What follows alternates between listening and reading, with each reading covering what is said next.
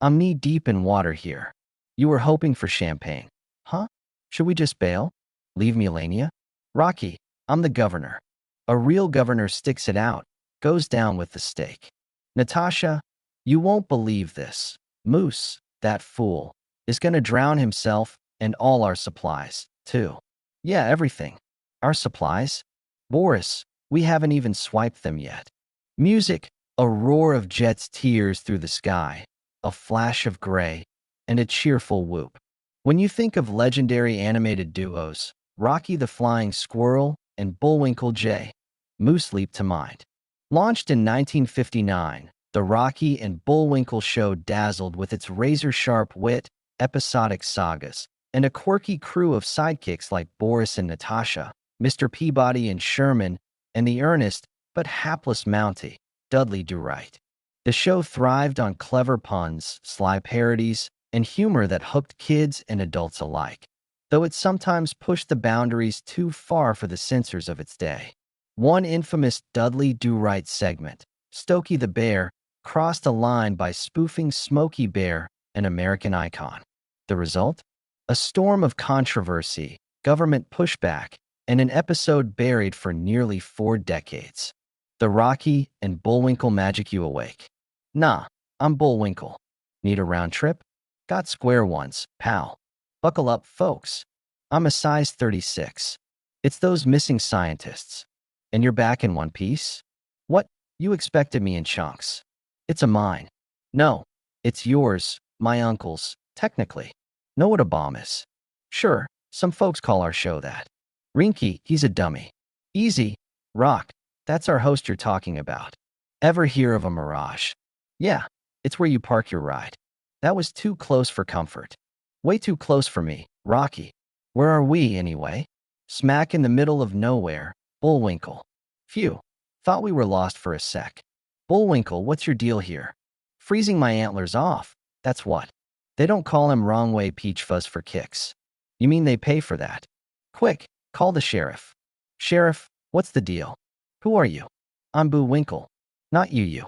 Still Bullwinkle. Absidaisium. Gucci goo to you too, pal. Who are all these folks, Rocky? Bunch of Washington senators. Bullwinkle, where's their baseball gear? It's all frozen in a block of ice. Frozen assets, huh? You said it. That's 3 words, buddy. I tip big, 26 bucks. That's antihistamine cash. You know, not to be sneezed at. Why are we sprinting like this? Criminals always return to the crime scene. Rock, I hate to burst your bubble, but we're not the crooks. True, but when the real bad guys show up, we'll nab 'em red-handed.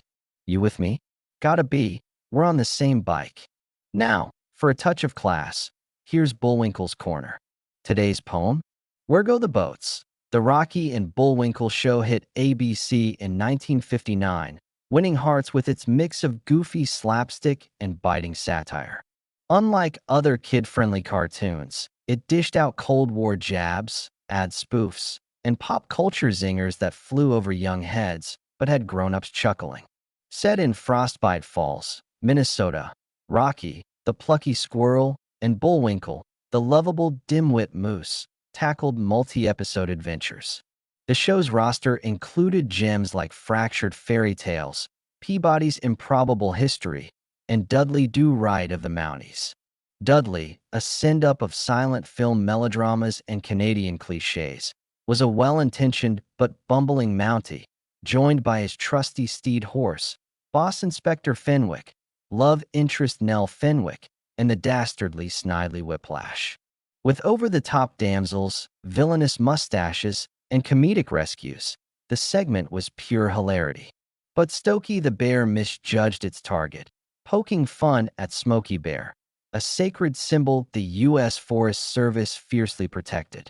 Smokey Bear, a symbol of duty, don't spark a blaze. Be sure your fire's out. Only you can prevent forest fires. Onions? Nope. Only you can prevent forest fires. Music. To grasp why Stokey the Bear sparked outrage, let's dive into Smokey Bear's clout in the 1960s. Born in 1944 amid World War II, Smokey was a U.S. Forest Service creation to curb wildfires threatening timber supplies vital to the war effort. Inspired by a real bear cub saved from a New Mexico blaze, Smokey's slogan, "Only you can prevent forest fires," became a cultural juggernaut. Managed by the Forest Service and Ad Council, Smokey wasn't just a cartoon. He was a civic icon, his wise, friendly image urging kids and adults to take responsibility. By the 1950s, he was everywhere: posters, radio, TV, school handouts. The campaign slashed wildfire numbers, with annual incidents dropping by tens of thousands, per Forest Service data. Smokey wasn't just a bear, he was a national call to action. When Rocky and Bullwinkle spoofed him, they didn't just mock a cartoon, they challenged a government-backed symbol of public safety. In an era when TV shaped public opinion, officials feared the parody could unravel years of fire prevention work. Stokey the Bear, the forbidden episode, a firebug's on the loose. Not a bug, a fire bear. Stokey, once a fire prevention hero, ain't himself anymore, thanks to Snidely Whiplash's hypnotic tricks. Why, Snidely? Easy. How else do you roast hot dogs? Look into my eyes, bear, and go start a fire.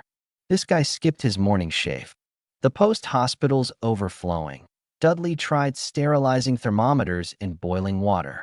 What's Nelson's temp? 182, bit high, huh? He's sick, all right. Do right. You and I are the only ones standing. Get to Quebec's trading post for the miracle drug. Aired in Season 1, Episode 16, Stokey the Bear flipped Smokey's legacy on its head. Instead of dousing fires, Stokey, hypnotized by Snidely Whiplash, sets them ablaze. In Mount Up, lumberjacks find their forest torched, and Dudley chases Stokey's fiery path, spotting the bear in a fireman's disguise, only betrayed by his unshaven face. Dudley watches as the firehouse burns while Stokey roasts marshmallows. Thinking a change of scenery might help, Dudley takes Stokey to Chicago, where the bear accidentally triggers a blaze, cheekily referencing the Great Chicago Fire of 1871. Dudley convinces Mrs. O'Leary to pin it on her cow. Classic J. Ward humor, irreverent, absurd, and packed with historical nods. But the Forest Service wasn't laughing. To them, the episode mocked Smokey's authority, trivialized wildfires, and tied a beloved icon to a historic disaster. They lodged formal complaints, sent uniformed officers to J. Ward Productions, and demanded the episode's removal. It was yanked from syndication, omitted from VHS and DVD releases, and locked away for nearly 40 years. Censorship in the spotlight. The Stokey ban wasn't a one-off. 1960s TV was under tight scrutiny from networks, sponsors, and government bodies keen on upholding public standards. Unlike today's streaming freedom, where controversial content often resurfaces, the era's TV relied on advertiser and public approval.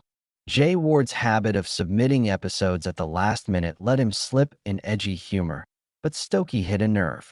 Other shows, like Looney Tunes, faced cuts for violence or stereotypes, and even Disney's wholesome fare later drew scrutiny for dated humor. But Stokey was unique.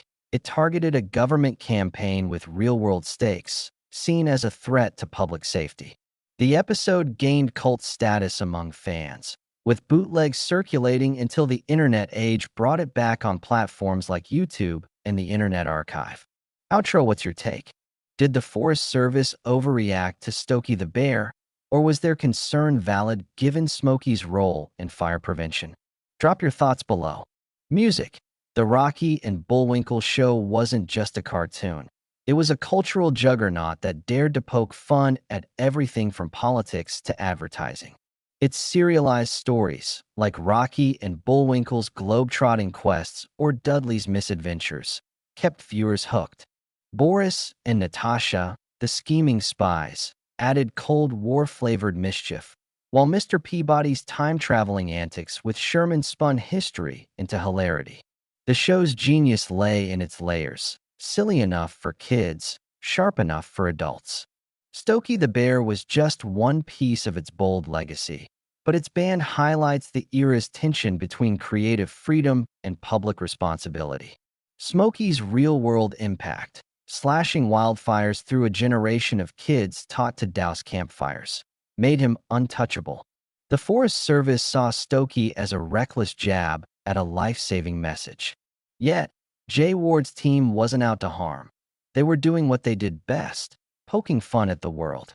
The episode's rediscovery lets modern fans judge it for themselves. A time capsule of 1960s humor that pushed boundaries and paid the price. So, was it a harmless spoof or a step too far? Let us know in the comments.